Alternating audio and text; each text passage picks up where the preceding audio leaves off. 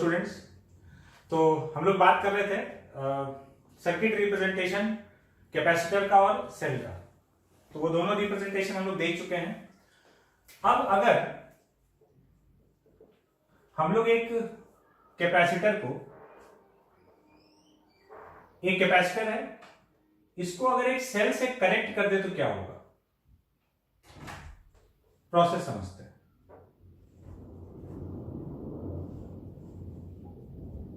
ये कैपेसिटर जिसका कैपेसिटेंस है C, ये एक सेल है या बैटरी बोलो जो भी, इसका वोल्टेज है V, EMF बोल लिया जाए इसका वोल्टेज।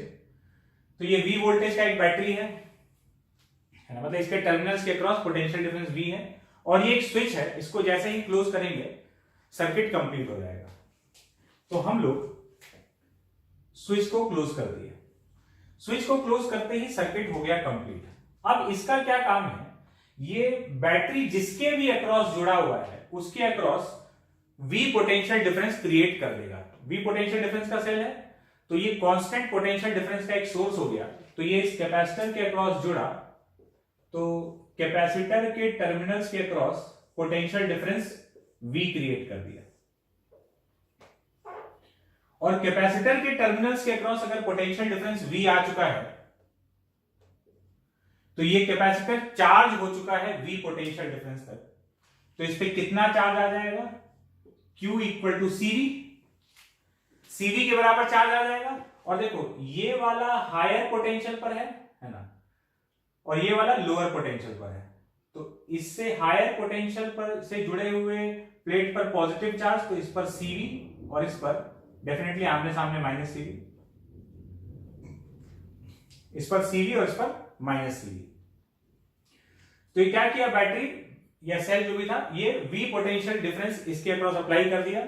और V पोटेंशियल डिफरेंस अगर किसी कैपेसिटर को मिल गया मतलब वो चार्ज हो चुका है। कितना चार्ज आ चुका है, CV। अब बात ये कि हुआ क्या, मतलब ऐसे पोटेंशियल डिफरेंस लगा देने से चार्ज कैसे आ गया।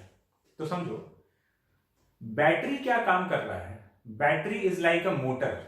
जैसे हम लोग को पानी खींचने वाला मोटर हम लोग यूज करते हैं ना, मान लो हमको ग्राउंड फ्लोर से फर्स्ट फ्लोर पे पानी चढ़ाना, लोअर पोटेंशियल से हायर पोटेंशियल पे जाना चाह रहे हैं, तो हम लोग एक मशीन यूज किए, मोटर। अच्छा, मोटर पानी नहीं देता है, मोटर पानी जनरेट नहीं कर रहा है, वो क्या कर रहा है, इधर से पानी खींचा और इधर फेंक दिया। तो मोटर जो है पंप की तरह काम कर रहा है, एक तरफ से पानी लिया, लोअर पोटेंशियल से खींच के हायर पोटेंशियल पे फेंक दिया। Battery is like a motor, battery कभी भी कैपेसिटर को चार्ज नहीं दे रहा है, बैटरी किसी को चार्ज देता नहीं है, बैटरी एक मोटर की तरह वर्क करता है। देखो क्या हुआ, समझो ये बैटरी, ये मोटर लगा है, वो क्या कर रहा है, पहले दोनों न्यूट्रल था, यहां से इससे ये लोअर पोटेंशियल इससे जुड़ गया, तो ये लोअर पोटेंशियल और ये हायर पोटेंशियल। तो बैटरी क्या है, मोटर की तरह काम कर रहा है, वो अपना एनर्जी खर्च कर रहा है क्या करने में, लोअर पोटेंशियल से हायर पोटेंशियल में चार्ज फेंकने के लिए। हायर से लोअर अपने आप आ जाता है। समझो अगर तुमको ग्राउंड फ्लोर से फर्स्ट फ्लोर पे पानी लाना होगा तो मोटर नहीं लगाओगे, अबे लगाओगे तो लोग बेवकूफ बोलेगा तुमको। ग्राउंड फ्लोर से फर्स्ट फ्लोर अपने आप पानी आ जाएगा, फर्स्ट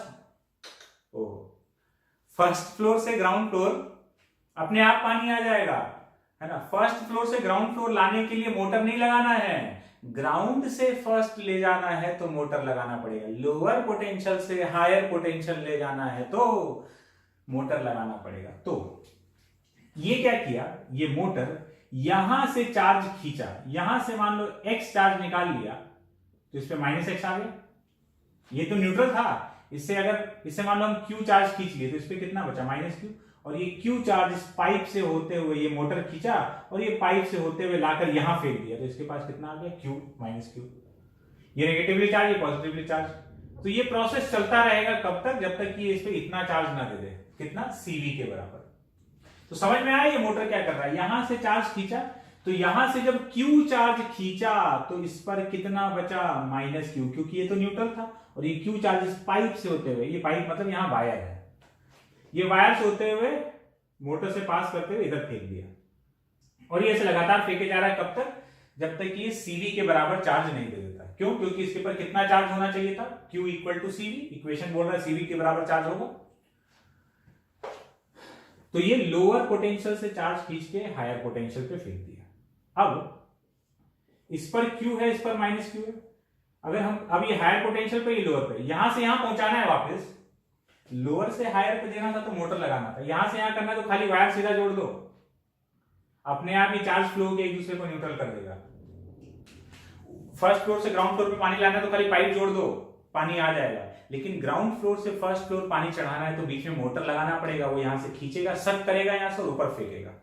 बैटरी एग्जैक्टली मोटर की तरह काम कर रहा है ना, उसका एनर्जी उस चार्ज को लोअर पोटेंशियल से खींच के हायर पोटेंशियल में फेंकने में इस्तेमाल हो रहा है। तो समझ में आया, बैटरी यहां से चार्ज पकड़ के ऐसे खींचा और निकाल के यहां फेंक दिया, तो एक नेगेटिवली चार्ज हो गया और दूसरा पॉजिटिवली चार्ज। टोटल चार्ज अभी भी 0 है, पहले भी 0 था। तो बैटरी कोई चार्ज नहीं दिया है, बैटरी इधर से लिया उधर दे दिया। तो इस तरीके से जब भी किसी के अक्रॉस बैटरी जोड़ोगे तो वो जितने पोटेंशियल का बैटरी है उतने पोटेंशियल तक उसको चार्ज कर देगा। तो अगर इन दोनों के अक्रॉस V पोटेंशियल डिफरेंस है तो कितना चार्ज अपीयर हो गया कैपेसिटर पर, Q इक्वल टू CV। बात क्लियर है? इस तरीके से ये सर्किट काम करने वाला है। ठीक है, तो ये चार्जिंग का प्रोसेस हुआ। अब बात करते हैं आगे। तो कैपेसिटर एक सर्किट एलिमेंट है। अब हम लोग बात करते हैं कॉम्बिनेशंस ऑफ कैपेसिटर्स। कैपेसिटर का 2 प्रकार का कॉम्बिनेशन होता है। जैसे रजिस्टर का कॉम्बिनेशन पढ़े होगे 10th में तुम, 2 प्रकार का कॉम्बिनेशन होता है, सीरीज एंड पैरेलल। ठीक है, तो यहां पर वैसा ही 2 कॉम्बिनेशन सीरीज और पैरेलल का बात करेंगे, बस रिजल्ट उल्टा आएगा। ठीक है, रिजल्ट उल्टा आएगा मतलब जैसा तुम सीरीज कॉम्बिनेशन में देखे थे रजिस्टर में, अगर याद हो तो रजिस्टर में जो सीरीज कॉम्बिनेशन का रिजल्ट हुआ करता था वैसा यहां पैरेलल में दिखेगा, और वहां जो पैरेलल में हुआ करता था वो यहां सीरीज में दिखेगा। तुम बोल रहे हो कि सर आप क्या बोल रहे हैं, हमको कुछ नहीं समझ में आ रहा है। वो हम जान रहे हैं, अब देखो बात समझ में आ जाएगा। कॉम्बिनेशन ऑफ कैपेसिटर्स, तो पहला सीरीज कॉम्बिनेशन।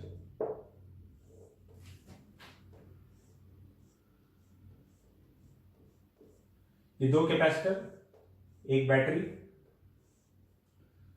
ये 2 कैपेसिटर लगा दिए सीरीज में, इसका कैपेसिटेंस C1, इसका कैपेसिटेंस C2, ये बैटरी का वोल्टेज V।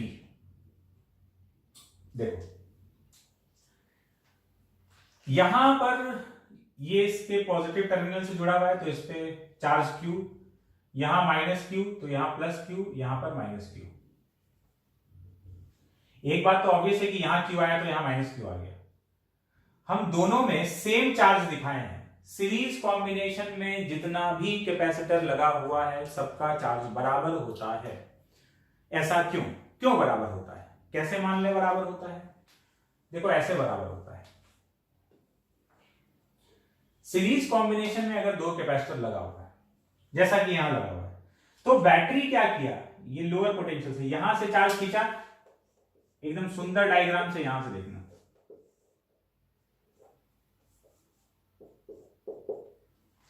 बैटरी क्या किया, इसका ये नेगेटिव टर्मिनल इससे जुड़ा हुआ है तो इससे ये Q चार्ज खींच लिया, तो इस पर कितना बचा, माइनस Q, और ये Q चार्ज लाकर इस पाइप से होते हुए यहां फेंक दिया, यहां Q। ठीक है, अब यहां Q तो इसके सामने वाले प्लेट पे कितना आना है, माइनस Q, और यहां माइनस Q है तो इसके सामने वाले प्लेट पे क्या आना है, प्लस Q। अरे बात बुझाया? तो समझ में आया क्या? तो सीरीज कॉम्बिनेशन में हम 2 लगाए हैं, 3, 4, 5 कितना भी कैपेसिटर होता है, डेफिनेटली सब का सब सेम अमाउंट में चार्ज कैरी करने वाला है। ठीक है, हाँ, ये जो पोटेंशियल है V, ये बैटरी का पोटेंशियल, बैटरी के अक्रॉस कौन जुड़ा हुआ है, ये पूरा का पूरा सिस्टम जुड़ा हुआ बैटरी के अक्रॉस। तो ये दोनों को, ये जो इसका पोटेंशियल V है ये किसी अकेले को नहीं मिल रहा है, ये पोटेंशियल V मिलाकर इन दोनों को मिल रहा है। तो एक को मिला होगा V1, ये कुछ V1 खाया है और ये V2 खाया है, तो V1 प्लस V2 मिलाकर किसके बराबर है? V के बराबर है। तो V is equals to V1 plus V2। अब हम लोग यहां से एक बात समझे कि सीरीज कॉम्बिनेशन में चार्ज तो सेम है लेकिन पोटेंशियल डिवाइड हो गया है। अब हम लोग चाहते क्या है? हम लोग ये चाहते हैं कि जितना भी कैपेसिटर लगा हुआ है उन सब को हटाकर इसको एक सिंगल कैपेसिटर से रिप्लेस कर दिया जाए, है ना। यहां पर 2 कैपेसिटर लगा हुआ है, 3 कैपेसिटर हो, 4 कैपेसिटर हो, जितना भी कैपेसिटर लगा हुआ है सबको हटाकर एक सिंगल कैपेसिटर से रिप्लेस कर दें। तो हम लोग क्या चाहते हैं? जितना भी कैपेसिटर लगा हुआ है उन सब को हटाकर एक सिंगल कैपेसिटर से रिप्लेस कर दें। ये हम लोग चाह रहे हैं, है ना। कॉम्बिनेशन ऑफ कैपेसिटर में इक्विवेलेंट कैपेसिटेंस फाइंड करना चाहते हैं। तो अभी सीरीज कॉम्बिनेशन देख रहे हैं, फिर पैरेलल कॉम्बिनेशन देखेंगे। तो जितना भी कैपेसिटर लगा हुआ है इन सब को हटाकर एक सिंगल कैपेसिटर से रिप्लेस करेंगे, है ना। मतलब तो सिंगल कैपेसिटर का इफेक्ट वही होगा जो ये सब मिलकर शो कर रहा है, तभी इक्विवेलेंट का मतलब हो। तो जब सीरीज में लगा हुआ है तो चार्ज सेम है सबके पास, पोटेंशियल डिवाइड हो गया। V equals to V1 plus V2 ना। V1 इसके अक्रॉस जो पोटेंशियल है V, वो किसके बराबर लिख सकते हैं? V equals to Q by C, Q equal to CV। तो V जो है वो Q बाई C1 और इसका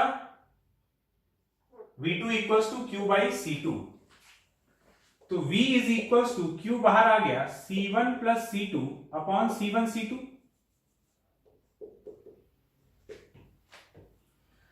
तो अगर हम पूरे को Q बाई V कर दें, Q अपॉन V कर दें, तो C1 C2 upon C1 plus C2।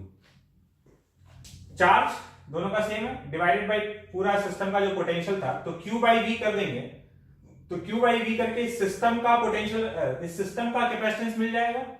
तो C equivalent equals to Q by V, तो Q बाई V आया C1 C2 upon C1 plus C2। Q by V करके system का कैपेसिटेंस मिल जाता है, तो मिल गया C1 C2 upon C1 plus C2। तो ये सीरीज कॉम्बिनेशन का इक्विवेलेंट है। इसको ऐसे भी लिख सकते हैं कि 1 upon C equivalent is 1 by C1 plus 1 by C2। और ऐसे जितना भी कैपेसिटर्स होगा, अगर और 3 4 5 जितना भी है, तो 1 upon C1 plus 1 upon C2 plus 1 upon C3 plus 1 upon C4, ऐसे सबको ऐड कर देंगे। तो ये हो गया सीरीज कॉम्बिनेशन का इक्विवेलेंट कैपेसिटेंस। अब सीरीज कॉम्बिनेशन में ध्यान रखने लायक 2 पॉइंट है जो आगे चलकर हम लोग को हेल्प करेगा क्वेश्चन को सॉल्व करने में। क्या है? तो पहला चीज ये है, 2 बात। First, in series combination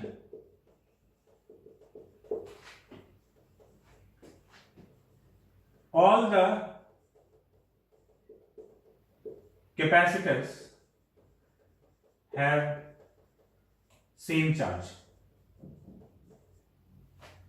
In series combination all the capacitors have same charge. दूसरा बात यहां लिख देते हैं, potential is divided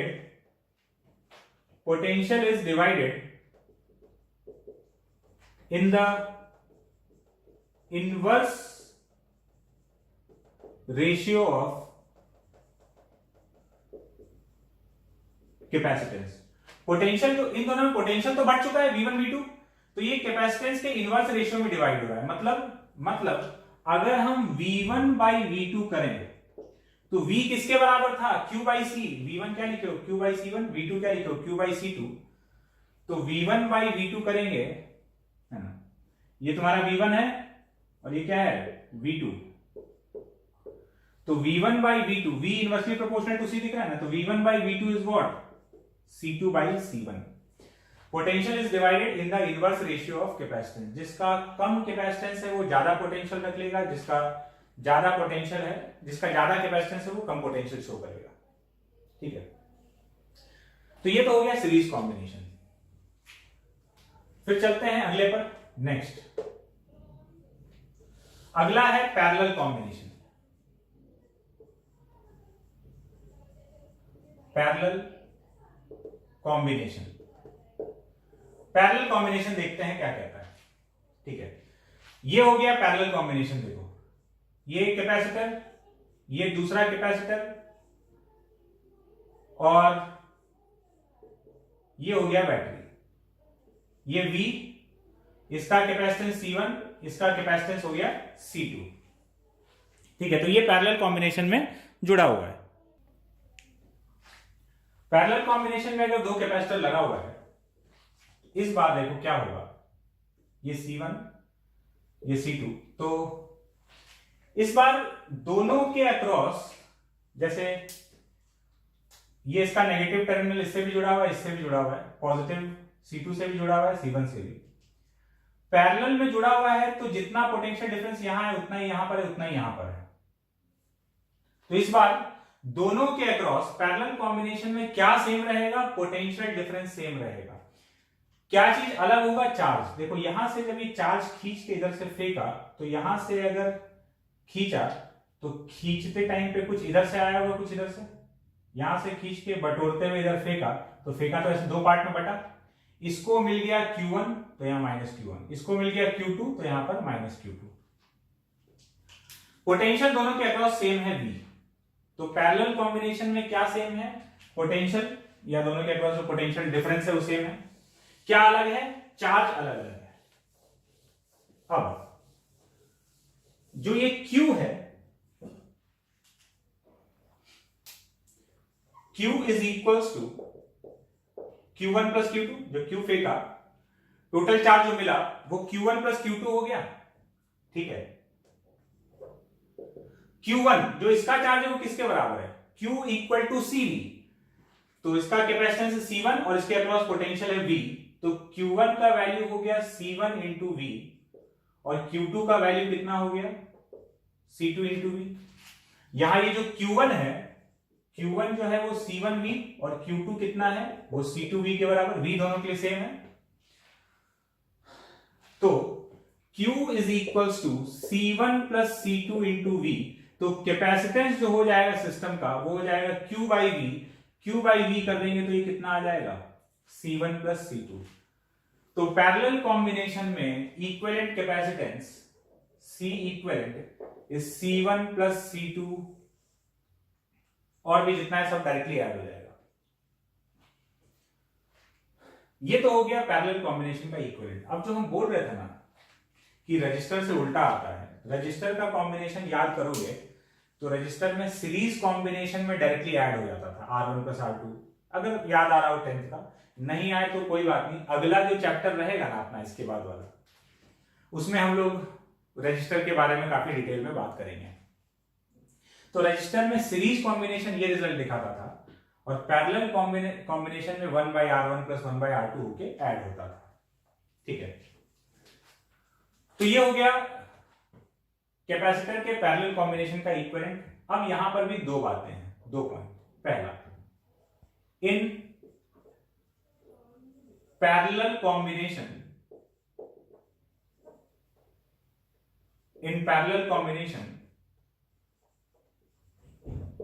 all the capacitors have same voltage. All the capacitors have same voltage. Second, charge तो डिवाइड हो गया, but क्या चार्ज, तो charge is divided in the ratio of capacitance. Charge is divided in the ratio of capacitance. मतलब अगर हम Q1 by Q2 करें, यहां से देख लो, तो Q1 अपॉन Q2, V तो सेम है, कैंसिल हो जाएगा, C1 by C2। जिसका ज्यादा कैपेसिटेंस है वो ज्यादा चार्ज लेगा, कम कैपेसिटेंस वाला कम चार्ज लेगा। तो सीधा सीधा जो चार्ज डिवाइड हुआ वो कैपेसिटेंस के रेशियो में डिवाइड हो गया, Q1 by Q2 equals to C1 by C2। तो ये पैरेलल कॉम्बिनेशन का दो प्रॉपर्टीज हो गया। ठीक है, हटाते हैं इसको, ये कॉम्बिनेशन ऑफ कैपेसिटर्स था। अब हम लोग को जो क्वेश्चन दिया जाएगा, हम लोग से इक्विवेलेंट कैपेसिटेंस कैलकुलेट कराया जाएगा। ठीक है, इक्विवेलेंट कैपेसिटेंस हम लोग को कैलकुलेट करना होगा। अब इक्विवेलेंट कैपेसिटेंस कैलकुलेट करने के कई तरीके होंगे। क्या क्या तरीके होंगे, पहले तरीका समझ लो। हमको कोई सिस्टम दे दिया जाएगा और पूछेगा बताओ इसका इक्विवेलेंट कैपेसिटेंस कितना है। पहला तरीका, ऐसा सिस्टम होगा जिसमें सीरीज पैरेलल कैपेसिटर सीरीज और पैरेलल में जुड़ा हुआ होगा और तुमको दिख भी रहा होगा कि सीरीज पैरेलल है, मतलब सीरीज पैरेलल है सिस्टम में और वो विजुलाइज हो गया कि ये तो सीरीज पैरेलल है। दूसरा, सिस्टम में सीरीज पैरेलल है लेकिन छुपा हुआ है, तुमको दिख नहीं रहा है। ठीक है, सीरीज पैरेलल है सिस्टम में, लेकिन सिस्टम इस तरीके से बनाया है कि विजुलाइज नहीं हो रहा है कि यहां सीरीज पैरेलल है। तो फिर हम लोग सर्किट को अपने तरीके से ड्रॉ करेंगे, रीड्रॉ करने वाले हैं, फिर से बनाने वाले हैं और फिर देखेंगे कि उसमें वो जो सीरीज पैरेलल छुपा हुआ है ना, उसको खींच के निकाल लेंगे हम लोग। तो पहला क्या था कि सीरीज पैरेलल होगा और दिख भी जाएगा। दूसरा, सीरीज पैरेलल होगा लेकिन दिखेगा नहीं। तीसरे टाइप का सिस्टम होगा इनफाइनाइट लैडर, है ना, इनफाइनाइट नंबर ऑफ कैपेसिटर्स लगा होगा लेकिन एक पैटर्न में लगा हुआ होगा। ठीक है, उसका हम लोग कैपेसिटेंस निकालेंगे। चौथा होगा व्हीट स्टोन ब्रिज। ठीक है, व्हीट स्टोन ब्रिज मतलब एक पर्टिकुलर टाइप का अरेंजमेंट होगा जिसको ये नाम दिया गया है व्हीट स्टोन ब्रिज। क्या है वो अरेंजमेंट, जब आएंगे तब देखेंगे। और पांचवा टाइप हो सकता है सिमेट्री। सिस्टम में बहुत सारा कैपेसिटर कनेक्टेड होगा, कोई सीरीज पैरेलल नहीं होगा वहां पे, है ना। अच्छा, कोई भी दो कैपेसिटर, मतलब अगर कुछ कैपेसिटर्स जुड़ा हुआ है तो जरूरी नहीं है कि खाली सीरीज और पैरेलल कॉम्बिनेशन ही होता है ना। ऐसा भी हो सकता है कि ना तो सीरीज है ना पैरेलल है, कुछ भी नहीं है। तो पांचवा टाइप ऐसा रहेगा कि बहुत सारा कैपेसिटर्स का एक नेटवर्क होगा, वहां सीरीज पैरेलल या और कुछ नहीं दिख रहा होगा, लेकिन एक बात है, वहां सिमेट्री होगा, वो सिस्टम बहुत ही सिमेट्रिकल होगा। तो हम लोग सिमेट्री को एक्सप्लॉइट करते हुए उसका इक्विवेलेंट फाइंड कर लेंगे। तो ये 5 डिफरेंट पैटर्न तुमको दिखने वाला है। सीरीज पैरेलल होगा और दिख जाएगा, सीरीज पैरेलल होगा नहीं दिखेगा, इनफाइनाइट लैडर होगा, व्हीट स्टोन ब्रिज होगा और सिमेट्रिकल सिस्टम होगा। अगले चैप्टर में जब हम लोग रजिस्टर पढ़ रहे होंगे, रेजिस्टेंस के बारे में, तब भी यही सारा चीज अपने को मिलेगा। ठीक है, वहां पे इक्विवेलेंट रेजिस्टेंस फाइंड करना होगा तो बिल्कुल यही 5 चीज दिखेगा। ठीक है, और सेम मेथड रहने वाला है। यहां पर हम लोग पहले 4 टाइप का चीज देखेंगे, है ना। जो 4 डिफरेंट चीज दिख रहा है कि सीरीज पैरेलल है और दिख गया, सीरीज पैरेलल है नहीं दिखा, इनफाइनाइट लैडर और व्हीट स्टोन ब्रिज। जो सिमेट्रिकल सर्किट है वो हम लोग रजिस्टर में जाकर पढ़ेंगे। ठीक है, तो देखते हैं एग्जाम्पल।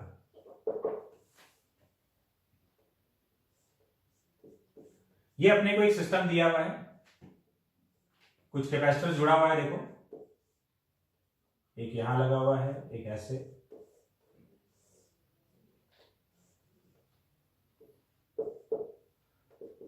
ये C 2C C, इस तरह से कुछ कैपेसिटर जुड़ा हुआ है। Find equivalent capacitance between A and B। A और B के बीच में इक्विवेलेंट कैपेसिटेंस हम लोग को निकालना है। ठीक है, सॉल्व करते हैं। ये वो वाला चीज है जिसमें कि सीरीज पैरेलल है और दिख भी रहा है ना। देखने का कोशिश करते हैं। देखो, ये वाला कैपेसिटर और ये वाला कैपेसिटर, ये वाला C और ये वाला C, अगर हम पूछे कि ये किस टाइप के कॉम्बिनेशन में है तो बताओ किस टाइप का कॉम्बिनेशन है। ये पैरेलल कॉम्बिनेशन है, ठीक बात है। ये C और ये C पैरेलल कॉम्बिनेशन है, इसके साथ ऐसे जुड़ा हुआ है, क्लियरली दिख रहा है पैरेलल कॉम्बिनेशन। ठीक है, ये वाला C और ये वाला 2C, ये किस टाइप के कॉम्बिनेशन में, बोलो, क्या ये सीरीज कॉम्बिनेशन है?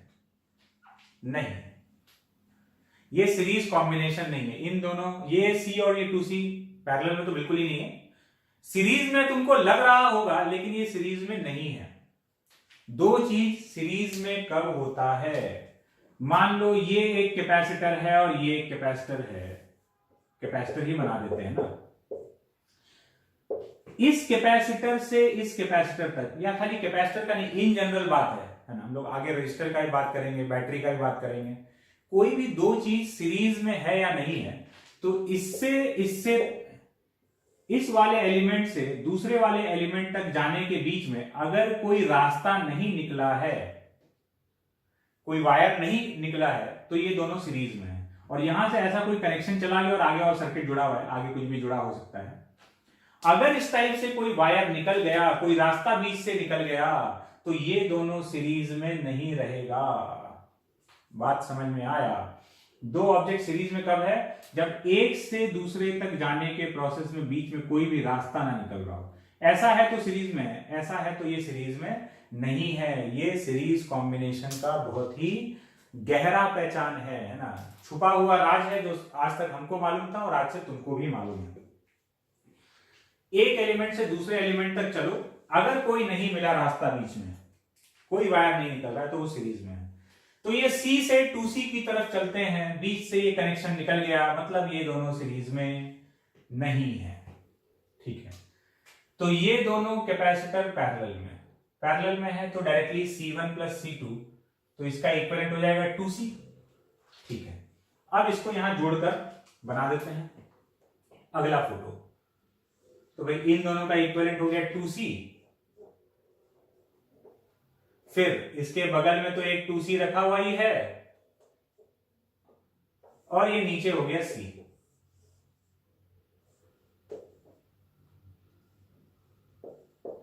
ठीक है, अब देखो ये दोनों का कॉम्बिनेशन मिलाकर जो 2C बना, ये वाला 2C और ये वाला 2C क्या सीरीज में है? बिल्कुल ये सीरीज में है, क्योंकि यहां से यहां तक जाएंगे तो अब बीच से कोई भी रास्ता नहीं निकल रहा है, मतलब ये दोनों सीरीज कॉम्बिनेशन में है।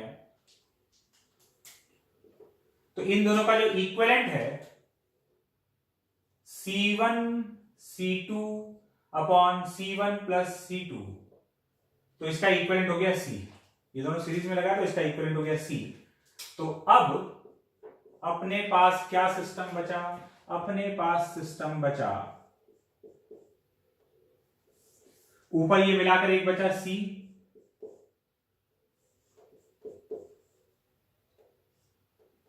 ये पॉइंट हो गया B, ये पॉइंट हो गया A। ये भी C है और ये भी C है, तो C इक्विवेलेंट कितना हो गया? 2C। तो इस सिस्टम का इक्विवेलेंट कैपेसिटेंस 2C के बराबर है। बात क्लियर है? तो ये ऐसा सिस्टम था जहां पर सीरीज पैरेलल था और सीरीज पैरेलल दिख भी रहा था। ऐसा सिस्टम भी होगा जिसमें सीरीज पैरेलल होगा और बिल्कुल ही नहीं दिखने वाला कि वहां सीरीज पैरेलल है। और क्वेश्चन देखते हैं।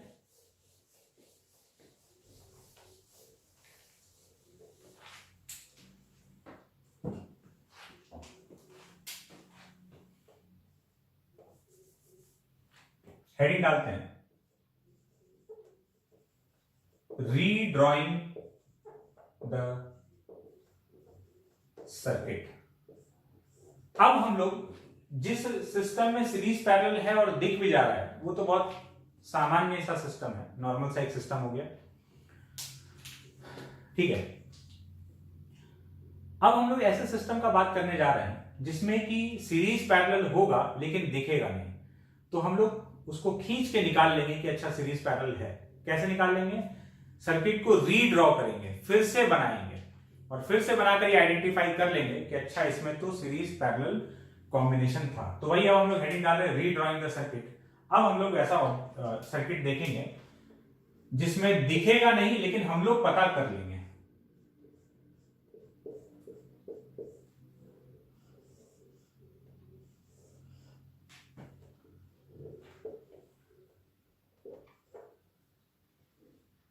ये 3 कैपेसिटर जुड़ा हुआ है, C1, C2, C3।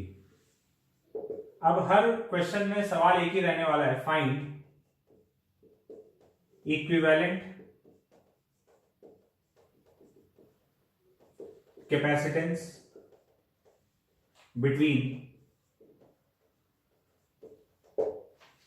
Find equivalent capacitance between A and B. A और बी के बीच का इक्विवेलेंट कैपेसिटेंस चाहिए। क्या तुमको लग रहा है ये सीरीज में है? तुम बोलोगे सर हमको तो दिख गया है, तो सीरीज में है। नहीं, अरे नहीं है। क्यों नहीं है? क्योंकि C1 से C2 तक जाओ, गए C1 से C2 तक, ये रास्ता निकल गया। अगर ये नहीं होता तो C1 C2 सीरीज में होता। अब ये रास्ता निकल चुका है, ये सीरीज में तो नहीं है, पैरेलल में तो दिख भी नहीं रहा है ना, दूर दूर तक। पैरेलल का जो फोटो जैसा हम लोग देखते हैं वैसा हमको नहीं दिख रहा है। C2 C3 भी सीरीज में तो नहीं है, क्योंकि यहां से बीच में रास्ता निकल गया। एक्चुअली में ये तीनों पैरेलल में है, दिख नहीं रहा है। ये हमको मन में पता है, इसलिए हम बता रहे हैं तुमको, है ना। ये अभी दिख जाएगा पूरी दुनिया को कि ये पैरेलल में है। ये हमको मन में पता है कि ये पैरेलल में, तुमको नहीं पता है। अभी तुमको भी पता लग जाएगा। अब हम इसको रीड्रॉ करेंगे, और रीड्रॉ करते ही इसका असलियत खुल जाएगा। कैसे? ये देखो, रीड्रॉ करने का नियम नंबर 1, सबसे पहले हर एक कैपेसिटर के दोनों टर्मिनल्स का नेमिंग कर दो। हर एक कैपेसिटर के आजू और बाजू, है ना, जो 2 टर्मिनल है, उन दोनों टर्मिनल्स को कुछ पॉइंट्स असाइन कर दो। कैसे? जैसे ये पॉइंट ए है, तो यहां का भी पोटेंशियल, ये भी पॉइंट ए हो गया। ये पॉइंट बी है, तो ये भी पॉइंट बी हो गया। जब हम ये बोल रहे हैं कि ये पॉइंट ए है, तो ये भी पॉइंट ए हो गया। इस बात का मतलब ये है कि इस पॉइंट का जितना पोटेंशियल है, इस पॉइंट का भी वही पोटेंशियल है। ये सब जो दिख रहा है ना, दीज आर कनेक्टिंग वायर्स। जब तक तुम कनेक्टिंग वायर पर चलोगे, पोटेंशियल चेंज नहीं होने वाला है। पोटेंशियल कब बदलता है? जब बीच में कोई सर्किट एलिमेंट आ जाए। अभी अपने पास 2 ही सर्किट एलिमेंट है। कौन कौन? एक कैपेसिटर है और एक बैटरी है। आगे चल के रजिस्टर भी आएगा, इंडक्टर भी आएगा, कुछ कुछ आएगा। सर्किट में पोटेंशियल कब बदलता है? जब तक तुम वायर कनेक्ट, इनको कनेक्टिंग वायर्स बोलते हैं, ये सर्किट कंप्लीट करने के काम में आ रहा है। कनेक्टिंग वायर पे जब जब चलोगे तो हर पॉइंट का पोटेंशियल सेम है। पोटेंशियल जैसे यहां से यहां चले गए ना, तो एक एलिमेंट को कूद के चले गए, तो एलिमेंट जैसे आ गया तो पोटेंशियल बदला।